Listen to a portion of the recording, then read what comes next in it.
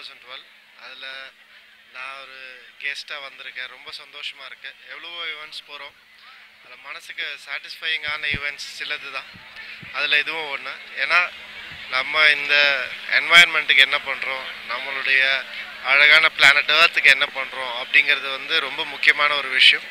அது நானும் ஒரு சின்ன ஒரு பார்ட்டாக இருக்கேன் அதில் அப்படின்னு நினைக்கும் போது ரொம்ப சந்தோஷமாக இருக்குது.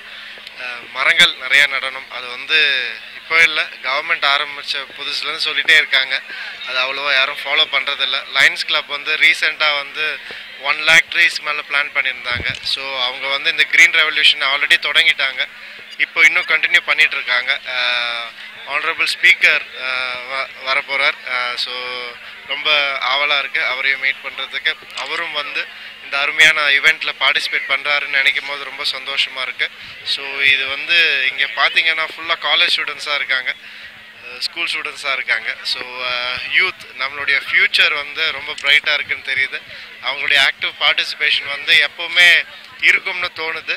ஸோ கண்டிப்பாக இந்த ஒரு ஈவெண்ட்டை வந்து எப்போவுமே நான் மறக்க மாட்டேன். என்னை இன்வைட் பண்ண லயன்ஸ் கிளப் சார், ஆனரபிள் சாருக்கும் எல்லாருக்குமே வந்து என்னுடைய மனமார்ந்த நன்றி.